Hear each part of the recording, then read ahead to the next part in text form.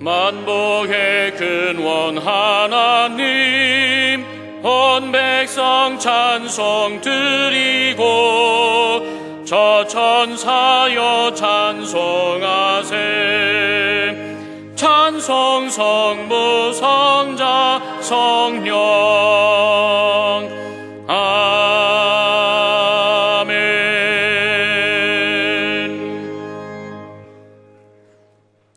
곧 많은 이방 사람들이 가며 이르기를, 오라 우리가 여호와의 산에 올라가서 야곱의 하나님의 전에 이르자. 그가 그의 도를 가지고 우리에게 가르치실 것이니라. 우리가 그의 길로 행하리라 하리니 이는 율법이 시온에서부터 나올 것이요 여호와의 말씀이 예루살렘에서부터 나올 것임이라.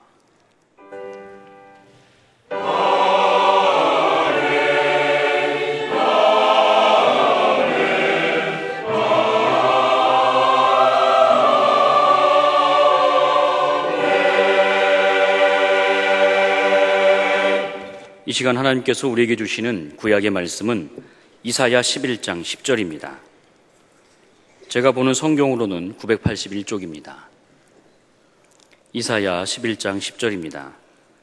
그날에 이새의 뿌리에서 한 싹이 나서 만민의 기치로 설 것이요 열방이 그에게로 돌아오리니 그가 거한 곳이 영화로우리라. 아멘. 주님의 말씀 받고자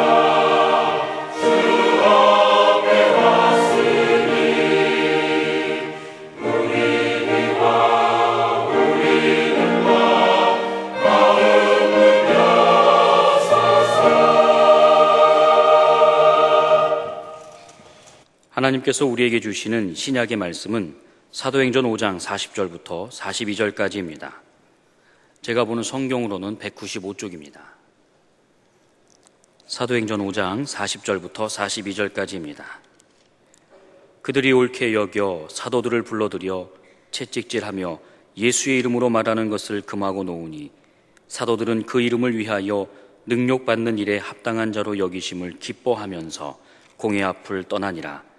그들이 날마다 성전에 있든지 집에 있든지 예수는 그리스도라고 가르치기와 전도하기를 그치지 아니하니라. 아멘.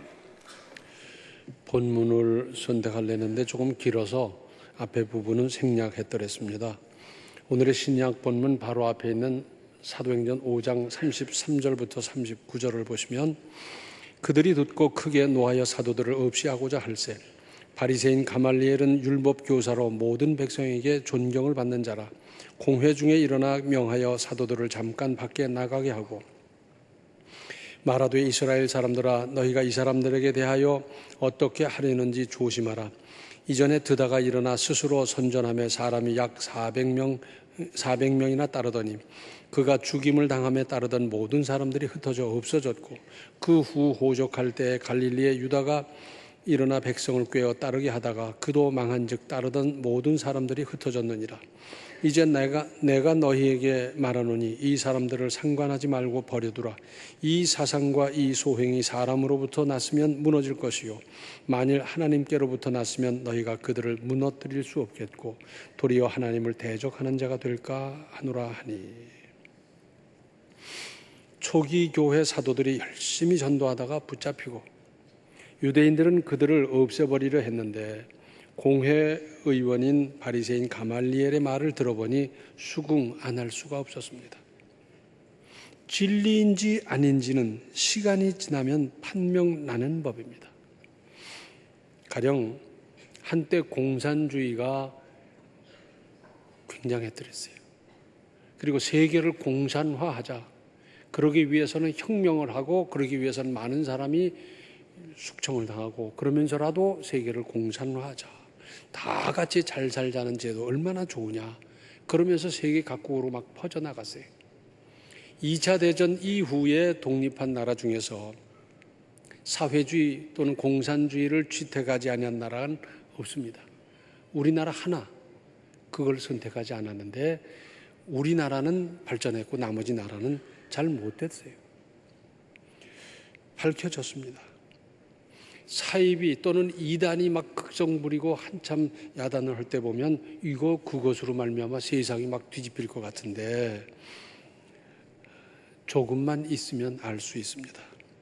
문제는 판명 나기까지의 피해가 크다는 것과 그것이 잘못되었다는 것을 깨닫고 나서도 거기서 나오지 못하는 올무에 매여 있는 겁니다. 나올 수 없게 만들어요. 참 문제지요. 반면 하나님의 뜻은 반드시 이루어지고 무너질 수도 없으며 여기에 반대하거나 방해하면 결국은 하나님을 대적하는 것이 될 것이고 그에 따르는 하나님의 판결이 내릴 것입니다. 오늘의 신약 본문 40절을 다시 보시면 그들이 옳게 여기에 사도들을 불러들여 채찍질하며 예수의 이름으로 말하는 것을 금하고 놓으니, 이 상황을 자세히 살펴보면 공회에서 재판을 하다가 잠깐 나가 있으라고 그러고 그리고는 가말리엘의 의견을 따라서 놓아주기로 했는데 놓아주면서도 채찍질했습니다. 이것은 회초리 몇 대 맞는 정도가 아니었습니다. 살점이 묻어져 나오는 뼈아픈 고통이었는데 그러면서 그들이 오금 박듯이 한 말은 예수의 이름은 입 밖에 내지도 말아라. 그리고 풀어줬어요. 마태복음 10장 17절을 보면 사람들을 삼가라. 그들이 너희를 공회에 넘겨주겠고 그들의 회당에서 채찍질을 하리라. 이건 오늘날로 말하자면 이런 거예요. 친한 사람, 나하고 아주 그럴 수 없는 그런 사람들이 괴롭히고 핍박하고 뭐 등등등등 그런 일 한다 그 말입니다. 예수께서 일찌감치 일러두셔서 단단한 각오로 사명을 감당하도록 하셨습니다. 이때 때린 쪽은 오히려 전전긍긍하는 한편 핏자국이 밴 채로 풀려난 사도들은 어떠했습니까? 41절에서 사도들은 그 이름을 위하여 능력받는 일에 합당한 자로 여기심을 기뻐하면서 공회 앞을 떠나니라. 예수님의 이름으로 고난당하는 데 참여한 것, 거기에 합당한 자로 여기심을 받았다는 사실에 기뻐했습니다. 이것이 그리스도 교회의 신비입니다. 주님의 일에 말석이나마 동참할 수 있는 것만 해도 천만 은혜인데 거기다가 주님의 고난에까지 함께 했다는 것은 참으로 대단한 영광이 아닐 수 없습니다. 여기 아마 이런 단어가 생략된 것 같습니다. 나 같은 것이 주님의 일에, 나 같은 것이 주님의 고난에 동참할 수 있다니. 내가 나를 생각해도 부족한 점이 한두 가지가 아니고 흠이 많은데 나 같은 것이 주님의 일에 동참하고 주님의 고난에까지 동참할 수 있다니. 그리고 공회 앞을 당당히 떠나갑니다. 쭈삣거리거나 빨리 숨어버리거나 신음하며 절뚝거리며 떠난 것이 아니었습니다. 맞은 쪽이 오히려 떳떳해하는 진풍경이 아닐 수 없습니다. 그러면서 42절에 그들이 날마다 성전에 있든지 집에 있든지 예수는 그리스도라고 가르치기와 전도하기를 그치지 아니하니라. 언제 어디서든지 예수는 그리스도라고 전도하기를 힘썼습니다. 그들이 예수님의 이름을 다시 입에 올리기만 해도 틀림없이 좀 전보다 더한 고난이 따를 것이고 나아가서는 죽을 수도 있는 것을 알면서도 담대하게 증거하는 것이었습니다. 그들이 외친 말은 간단했습니다. 예수는 그리스도다. 당시 중문동 지방에 예수님에 대한 소문이 얼마나 많이 퍼져 있었겠습니까? 어떤 사람은 예수님의 모습을 말씀 증거하는 것을 보고 들었고 예수님으로 말미암아 난치병에서 치유받은 사람과 그 가족, 그 증인들도 있었을 것이고 예수께서 재판받는 현장에 십자가를 지고 가는 모습을 십자가상에서 운명하시는 참혹한 장면을 직접 본 사람도 적지 않았을 겁니다. 또는 예수께서 운명하시자 천지가 어두워지면서 여기저기서 지진이 나는 무서운 현장, 바로 그 예루살렘에 사는 사람은 또한 얼마나 많았겠습니까? 그런데 그 후에 죽음을 이기고 부활했다네요. 나도 보았다 그러고 나도 대화도 해봤다 그러고 틀림없는 그분이더라 그러는 사람들. 뿐만 아니라 소문이란 언제나 살과 뼈가 더해지는 법입니다. 얼마나 허황된 이야기가 많이 떠돌았겠습니까? 예수께서 공생의 기간 동안에 죽은 사람을 살린 일은 3번 있었어요. 아마도 300명을 살렸다고 그런 소문인들 없었겠습니까? 뭐 별의별 소문이 다 있었을 겁니다. 이렇게 예수님에 대해서 무슨 소문이든지 듣지 못한 사람은 없는 마련에서 사도들은 외쳤습니다. 그 예수님이 그리스도다. 그분이야말로 그렇게 오래도록 고대해온 구원자 구세주시다 하는 것이었습니다. 여기서 우리가 깊이 명심할 것이 있습니다. 사도행전 4장 12절에 다른 이로서는 구원을 얻을 수 없나니 천하 사람 중에 구원받을 만한 다른 이름을 우리에게 주신 일이 없음이라 했어요. 그렇습니다. 인류 역사 이래로 얼마나 많은 선생 철인 인물들이 있습니까? 사상가, 철학자, 과학자, 나라를 위기에서 구해낸 사람 등등 동서양을 살펴보면 수도 없이 많습니다. 그런 훌륭한 업적을 남긴 인물은 쉽게 되는 것도 아니고 한꺼번에 배출되는 것도 아닙니다. 어디를 가든지 그 나라 민족마다 그들 나름대로의 자랑스러운 스승이 있기 마련입니다. 그래서 훌륭한 시인이 우리에게 있었다. 우리는 이런 과학자가 우리 조상 중에 있었다. 이러이러한 분이 있었다. 그러면서 그걸 긍지로 알고 그러지요. 그래서 위인 전집이 있고 그런 책을 읽으면서 본받아야 할 좋은 점을 마음에 새기면서 인격이 형성되어 가고 자라는 것 아니겠습니까? 집집마다 가보면 위인 전집 100권짜리 없는 집 별로 없더라고요. 그런데 3권 읽은 집도 별로 없어요. 샀으면 읽게 해야 될 텐데 그 읽게를 못 하더라고요. 그런데 나와 인류를 구원하는 분은 여러 훌륭한 선현들이 아닙니다. 오직 예수 그리스도 한 분밖에 없습니다. 그래서 그리스도교는 종교 중에 하나가 아니라 구원의 도리요 종교 차원을 넘는 겁니다. 뿐만 아니라 우리가 주목할 대목이 있습니다. 초기 교회의 사도, 범위를 넓히면 초기 교회 성도들은 어쩌면 이렇게 할 수 있었을까 하는 것입니다. 먼저 예수께서 말씀하시기를 나를 믿는 자는 죽어도 살겠고 그렇게 하셨듯이 친히 죽음을 이기시고 죽음을 정복하셨습니다. 그 주님은 부활의 첫 열매셨습니다. 아주 중요한 단어 아닙니까? 첫 열매를 보면 나중 열매는 다 알 수 있어요. 크기나 색깔이나 당도나 맛이나 다 거의 비슷하잖아요. 이렇게 첫 열매니까 예수님이 첫 열매니까 다음 열매는 그와 꼭 같을 거예요. 따라서 주님의 이름으로 죽는다고 하면 주님과 같은 모습으로 다시 살아날 수 있다는 확신이 있었습니다. 죽어도 다시 살 텐데 뭘. 죽음을 겁내는 것이 아니었습니다. 히브리서 11장 38절 하반절을 보면 이런 사람은 세상이 감당하지 못하느니라. 죽인다 그러고 옆에서 실제로 죽는 사람이 있고 다리를 분질러 버린다 그러고 실제로 분질러 버리는 일이 있고 그러면 사람이 얼마나 떨리겠습니까? 아무리 대단한 사람도 그런 형편에서 직접 목격을 하고 죽어 넘어가는 것을 보면 이건 벌벌 떱니다.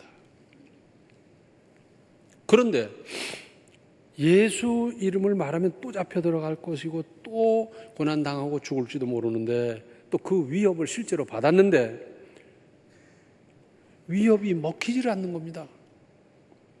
겁을 내야 되는데 겁이 안 나는 거예요. 겁을 안 내는 겁니다. 죽어도 사니까. 우리 또한 주의 이름으로 고난당하면 주의 이름으로 다시 살 것입니다. 그리고 겁이 많고 비겁하고 그래서 예수께서 잡히실 때 도망치다가 옷이 벗겨져 알몸으로 도망친 제자도 있었지만 이제는 성령을 충만하게 받고 보니 얼마나 담대해졌는지 용감하고 사명감에 불타는 사람이 되어 있었습니다. 성령을 받으십시오. 이왕면 충만하게 받으십시오. 어떻게? 성령 주실 약속을 믿고 사모하며 기도로 기다리면 됩니다. 처음 성령이 마가의 다락방에 임할 때 그렇게 임하셨거든요. 약속을 기다리라, 그리고 사모해서 기도했더니 다 성령을 충만하게 받아들였습니다. 그 방식대로 그대로 하면 됩니다. 성령 충만해야 세상을 이길 수 있습니다. 세상은 얼마나 간교하고 무섭고 잔인하고 악하고 얼마나 대단합니까? 무슨 수로 이러한 흙탕물 속에서 믿음으로 살아갈 수 있습니까? 하나님의 영, 성령입니다. 여기에 해답이 있고 해결이 있고 지혜가 있고 능력이 있습니다.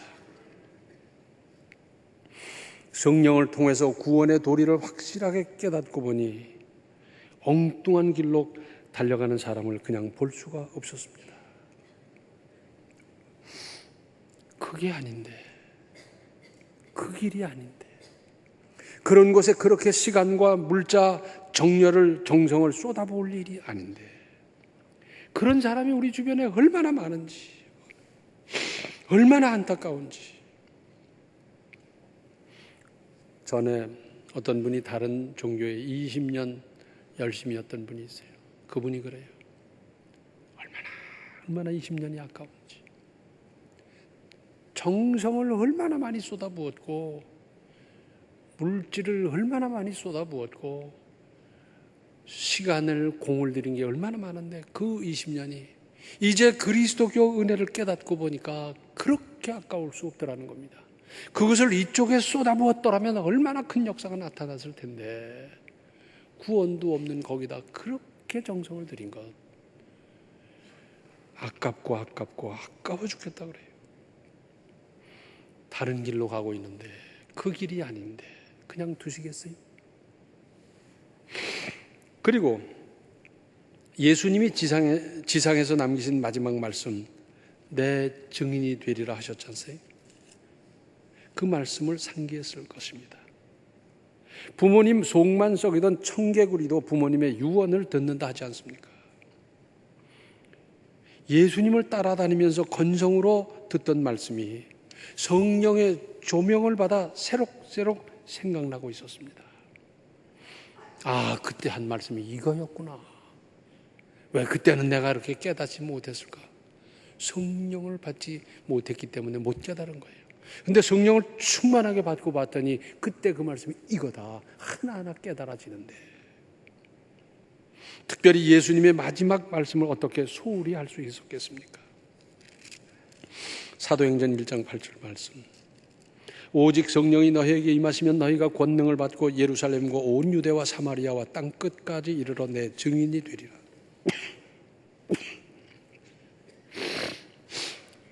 이것을 예수님의 지상명령, 그렇게 말하지요. 최고의 명령, Great Mission 그러지 않습니까? 우리 주님이 떠나가시면서 부탁하신 말씀인데, 부탁하신 건데 특별히 받들어 행했을 겁니다. 우리는 같은 예수님의 제자들입니다. 우리 또한 이같이 할 일입니다. 그리고 믿으면 당연히 할 일입니다. 구원받은 성도가 마땅히 할 일이 생명을 구하는 일입니다. 하나님께서 나를 구원하신 것은 나 선택받아 하나님 믿고 하나님 주신 은혜 평안으로 살아라, 그거 아닙니다. 나를 통해서 딴 길로 가고 있는 사람, 구원받지 못한 사람을 구원하기 위해서 나를 구원하신 겁니다. 이걸 알아야 됩니다. 좀 다른 비유로 말씀드린다고 하면, 학생이 공부하는 건 당연하고, 군인이 훈련받아 국방을 담당하는 건 당연하고, 농부가 농사 짓는 것 당연하지 않습니까? 그것이 당연한 것 이상으로 그리스도인들이 복음을 전하고 생명을 살리는 것은 당연한 일입니다. 예수님은 그리스도십니다. 예수님이 구원자, 구세주 그리스도십니다. 확실히 믿고 전도하고 생명을 살리십시다. 나로 말미암아 내 가정이 구원받고 주변이 구원받고 많은 사람이 이 구원에 동참해서 주님 주시는 은혜로 평안으로 살아야 되지 않겠습니까? 나도 그러한 분의 희생과 수고와 기도와 안내를 따라 예수 믿고 구원받았는데 나 또한 이 일을 능히 기쁨으로 감당하시면서 이루어 가시기를 바랍니다. 기도하시겠습니다. 은혜로우신 아버지 하나님, 저희들 사명을 소홀히 하며 편하게 살아왔습니다. 이제 저희들이 복음을 전하고 생명을 구원하는 이 일을 잘 감당해 가게 하여 주시옵소서. 믿음으로 감당하고 또 사명을 따라 저희들이 기뻐하며 감당하며 많은 열매를 거둘 수 있도록 주여 도와 주시옵소서. 예수님의 이름 받들어 간절히 기도하옵나이다. 아멘. 예수님을 바로 믿고 제대로 믿어 전하고 증거하며 살아가십시오. 지금은 생명의 주 예수 그리스도의 은혜와 하나님 우리 아버지의 극진하신 사랑과 성령의 감화 감동 충만 교통하심이 복음을 전하고 생명을 살리는 일에 분발하기로 작정하는 모든 성도들 머리 위에 이제로부터 영원토록 함께 계시기를 간절히 축원하옵나이다. 아멘.